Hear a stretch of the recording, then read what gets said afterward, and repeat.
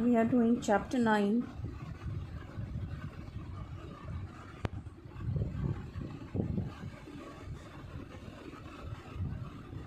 financial management.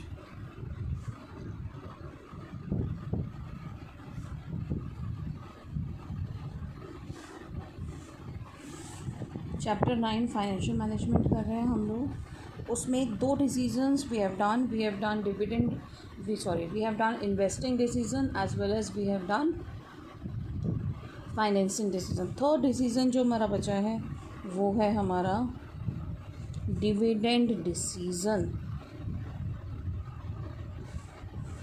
ठीक है, अब बात आते हैं डिविडेंड डिसीजन में क्या डिसाइड करता है manager. This decision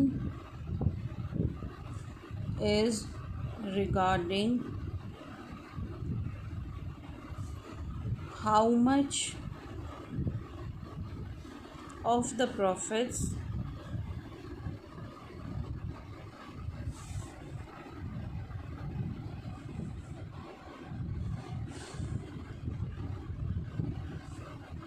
owned by the company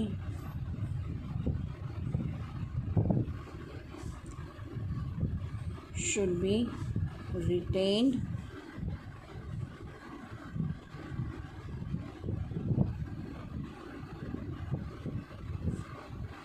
in business and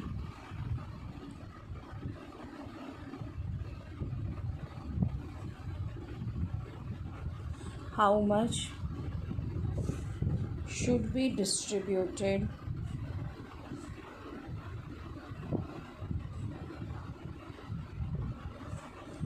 to shareholders as dividend. मतलब जो कंपनी के पास प्रॉफिट बचता है, सारी लायबिलिटी सारा टैक्स पे करने के बाद, वो प्रॉफिट किसका है? वो प्रॉफिट हमारे इक्विटी शेयर होल्डर्स का है. लेकिन स्टिल कंपनी क्या करती है? कंपनी उस पैसे से रिटेन कर लेती है, जिसको हम कहते हैं रिटेन अर्निंग्स. रिटेन अर्निंग्स का मतलब वो पैसा जो हमने कंपनी ने अपने पास रख लिया, ताकि फ्यूचर में अगर कभी भी एक्सपेंशन करनी है, अनएक्सपेक्टेड लॉसेस जो आपने करा ना था 11th में topic retain earnings chapter 7 sources of finance में. तो रिटेन अर्निंग्स क्या होते हैं कि फ्यूचर अनएक्सपेक्टेड लॉसेस को मीट करने के लिए, ग्रोथ एंड एक्सपेंशन करने के लिए, शॉक्स एंड सरप्राइजेस को मीट करने के लिए रिटेन अर्निंग्स कंपनी करती है. तो कहा जाए तो ये डिसीजन क्या है? Profits after tax. जो कंपनी के प्रॉफिट्स हैं आफ्टर टैक्स, इसमें से how much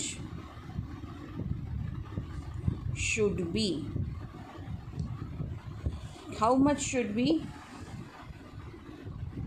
distributed as dividend as retained earning.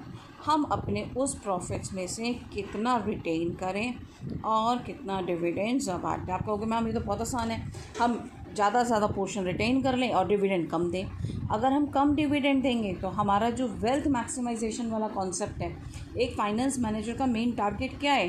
Finance manager का मेन टारगेट होता है to maximize the earning of the shareholders. Wealth maximization concept होता है ना, to maximize the market price of the share. अगर dividends हम ज़्यादा declare नहीं करेंगे तो उससे क्या इफ़ेक्ट आएगा हमारे शेयर पे? हमारी कंपनी की गुडविल ख़राब होती चली जाएगी और हमारे शेयर के प्राइसेस कम हो जाएंगे. अब आप कहोगे ठीक है, फिर एक काम करते हैं, रिटेन अर्निंग्स मत करो, हम डिविडेंड बांट दें. अगर हम डिविडेंड बांटते जाएंगे तो इसका मतलब क्या? अगर हम ग्रोथ कर ही नहीं रहे, वी आर नॉट री इन्वेस्टिंग आवर प्रॉफिट्स. अगर हम प्रॉफिट्स को री इन्वेस्ट नहीं करेंगे तो हम ग्रो भी नहीं कर पाएंगे, एक्सपैंड भी नहीं कर पाएंगे. अगेन कहीं ना कहीं जाके एक स्टैग्नेशन आ जाएगी. हमारी कंपनी का मार्केट प्राइस, हमारी कंपनी के शेयर का मार्केट प्राइस फिर एक स्टैंड स्टिल पे आ जाएगा. So it has to be decided very judiciously that how much portion should be retained and how much should be distributed to equity shareholders as dividend. ये चीज़ समझ में आया. अब नेक्स्ट हम कर रहे हैं फैक्टर्स affecting dividend decision.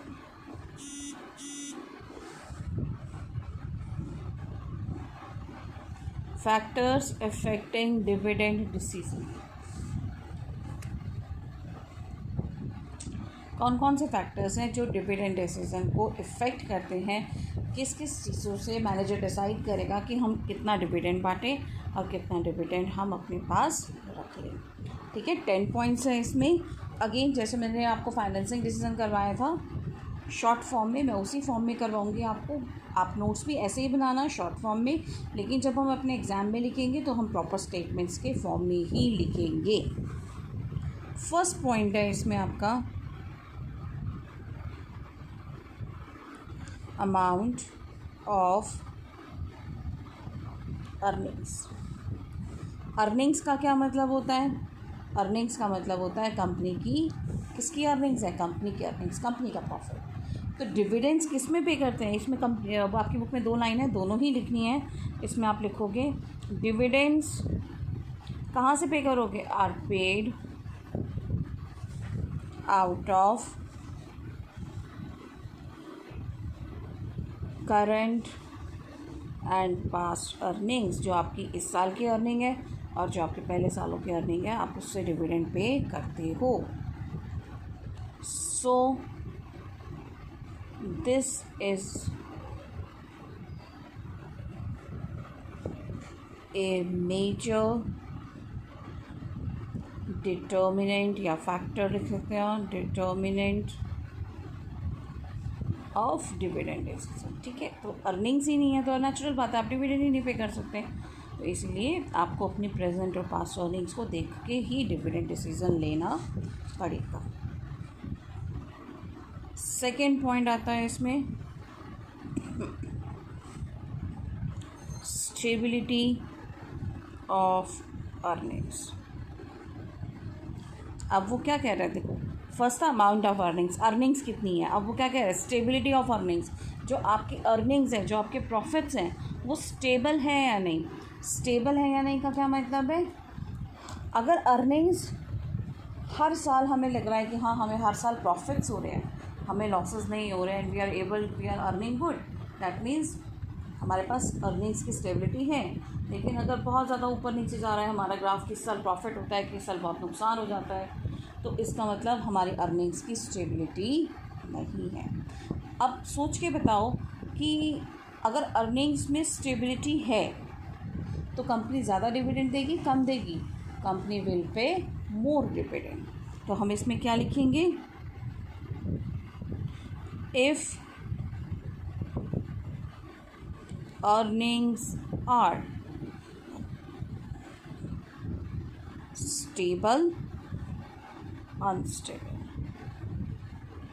ठीक है, अर्निंग्स अगर स्टेबल हैं देन पे हायर डिविडेंड, हम ज़्यादा डिविडेंड्स का पे आउट कर सकते हैं क्योंकि हमें पता है हर साल हमें प्रॉफिट्स हो रहे हैं। लेकिन अर्निंग्स हमें अनस्टेबल है तो वी विल पे स्मॉलर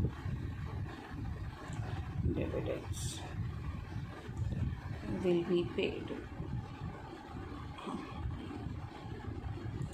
ठीक है, जब आप एग्ज़ाम में लिखोगे अपनी जो भी आपके टेस्ट वगैरह होंगे तो आप कैसे लिखोगे? If the earnings of the company are stable then the company can pay higher dividends, but if the earnings are unstable और smaller then the company will pay lesser dividend और स्मॉल डिविडेंड्स। ओके।